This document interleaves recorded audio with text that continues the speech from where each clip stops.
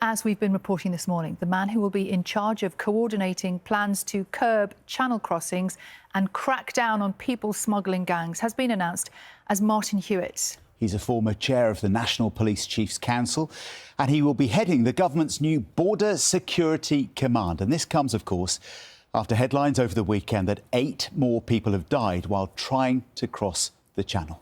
Let's get more on all of that now. We are joined by Home Secretary Yvette Cooper. Morning to you. Good morning, Sally. First of all, why has the Prime Minister appointed Martin Hewitt? What impact do you hope he might be able to have? Well, this is part of a major overhaul of law enforcement operations against the criminal gangs, the smuggler gangs that organise these dangerous boat crossings that put lives at risk and undermine our border security. And that's why we've set up this new Border Security Command. It will bring together the Border Force, the National Crime Agency, the intelligence and security agencies, police forces. Crucially, it will work with Europol, with other European law enforcement organisations, and it will have additional staff resources and powers to go after the criminal gangs. And Martin Hewitt, as a former police chief and also former army officer as well, has huge experience in law enforcement, major law enforcement, and that's why I think that this is such an important appointment, and the leadership that he'll show will be part of the major operations that we need to take place. There have been so many attempts, haven't there, to try to change things, and yet the numbers have increased. The number of deaths have gone up again over the weekend. Convince people watching this morning who think they've heard it all before that your plan really will work. Well, we've got to take practical steps. We know that this is all being driven by what's become now a criminal industry effectively running along our borders. That is deeply damaging. And those criminal gangs have been able to get away with it. There really hasn't been serious, coordinated law enforcement involving really countries right across Europe, all the way along the way in which the boats are being brought in, the way in which the engines are being put together, coordinating right along the way that the criminal gangs operate. That's not been done before. We have seen, however, some progress by other countries. So the Prime Minister and Martin Hewitt, the new commander, are in Italy today and talking to the Italian government. There has been progress there in reducing the number of boats crossing the Mediterranean, and some of the things that they have been looking at have been working with North African countries and also going after the criminal gangs as well. So those are the sorts of partnerships we need in place.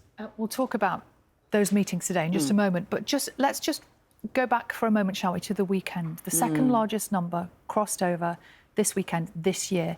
8 people died. How soon are you going to be able to make a difference and stop those deaths? And the deaths are just awful, because I think everyone will think about the families and friends of those who've lost their lives. So we've put in place the Border Security Command already. There's additional 100 investigators on top of existing resources already being recruited. We'll be setting out shortly more investment in major technology upgrades as well to go after the criminal gangs. There has been some progress made. So over the summer, there has been lower levels of boat crossings during the summer than in last summer. But that's no comfort when there are still lives being lost. And we're still seeing these criminal gangs. They probably made millions of pounds this weekend alone. That is a total disgrace, and they're getting away with it, and that's why we have to go after them. So when will we see a change? So we need to make progress as fast as possible, because no one should be making these dangerous boat crossings. But look, this is hard graft, and this is going to be step by step, pursuing the investigations, going after the engines. There were 40 engines seized in conjunction with the Bulgarian authorities in the last few weeks. But you must have a target. For the French coast. You've prepared for this. You've been waiting to get into government, itching to get cracking on this. You must have a target, which means that we can all judge whether you've been successful or not. A time, a date, a number. Well, we need to keep making progress, and we want to go as fast as we possibly can, because nobody should be making these dangerous boat crossings. And this is undermining Britain's border security, and it's putting lives at risk. So we need to do absolutely everything we can. We need to gear up the work with other European countries. The law enforcement needs to take place against these gangs in every country in which they're operating.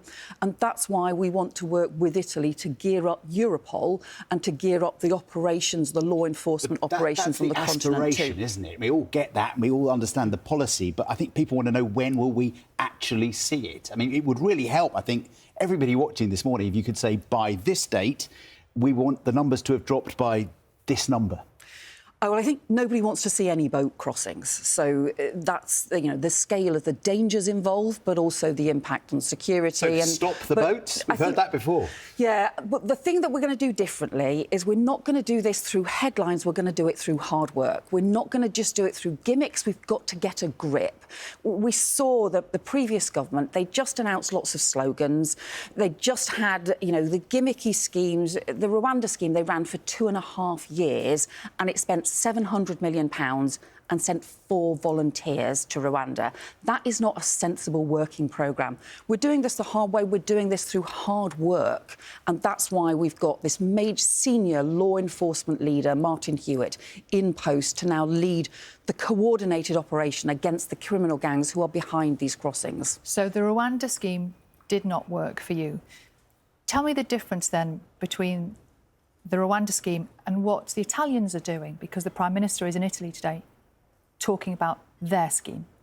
So there are 4 different things that the Italians are doing that we're interested in. The first is the work that they are doing around organised immigration crime. That's the work that we are substantially gearing up, where we will be doing a huge technology upgrade as well, and where we want to work with Italy, with Germany, with other European countries, with France as well. The second thing they're doing is they're working with other countries upstream to prevent people leaving North Africa in the first place as part of the Mattei plan, working with Tunisia.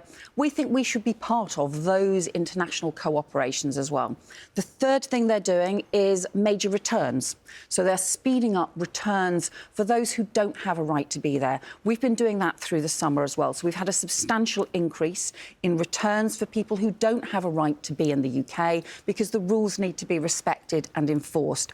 The fourth thing they're doing is the Albania programme, but that hasn't started yet. So we'll need to see what that does. It's very different from the Rwanda partnership that the UK government had, and we'll have to see how that plays out. Some people, some Labour MPs, are not terribly comfortable with the idea of the UK following Italy's example. This is a right-wing government which has been accused of bankrolling dictators by giving money to Tunisia and to Libya. Are you sure that's the kind of thing you want to get involved with? Well, we've always had a history of working with governments that have different political parties that are not aligned. That is a sensible thing for any government to do. We have to work with democratically elected governments, particularly those who are our nearest neighbours, and particularly those where we have shared challenges that we have to face. But we think some of these issues, particularly around the going after the criminal gangs, I think, frankly, everybody should be against these smuggler gangs, these criminals. You see them, they have these flimsy things that are supposed to be life jackets that just aren't at all. They're a total con. They've been duping people into paying for and wearing and then putting their lives at risk, including children. We should be going after those gangs. Human Rights Watch says Italy and the EU's policy is complicit in the crimes against migrants. That what Italy is doing is counterproductive. It's causing more problems and isn't right, isn't moral, isn't fair. So I don't think it's immoral to go after the criminal gangs, quite the opposite. I think it's actually a moral imperative to make sure that we are pursuing the criminal gangs who are putting lives at risk. Giving that should money be something to regimes which may not be particularly keen to respect human rights. So the approach we've always taken is to say you have to meet proper standards. You have to make sure that humanitarian standards are met, and we will continue to do that. But we also have to make sure that we're working to prevent crimes which undermine all humanity. When you've got those sorts of crimes being committed, when you see the sorts of trafficking operations that can take place. So I think this is about what we do to protect those who are vulnerable, to get border security back in place, and to make sure that rules are properly respected and enforced. We've seen, haven't we, in the last few days, the early release of prisoners, earlier than planned, in relation to their sentences. And we have also seen a man who's been charged with sexual assault after committing the offence the day he was released early by the government. How safe should the public feel?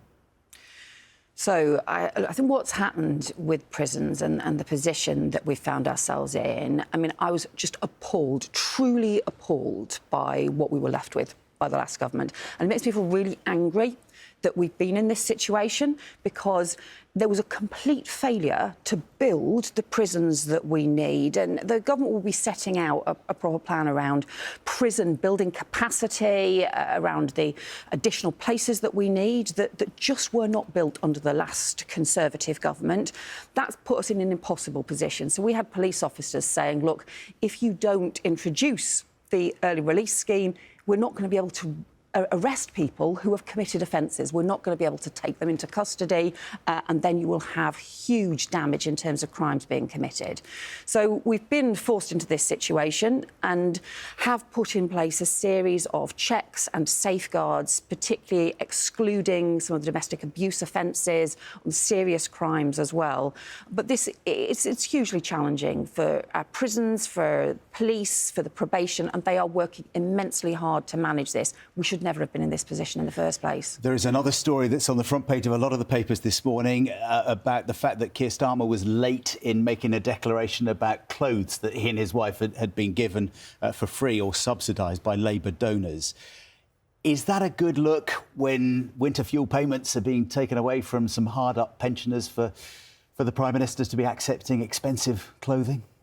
I don't know the details of the donations, and my understanding is that Keir Starmer's office had sought advice a couple of times about what needed to be declared, and have, I think, as a result of some further advice, have now made those declarations. That's the right thing to do, because it is really important that all things are declared.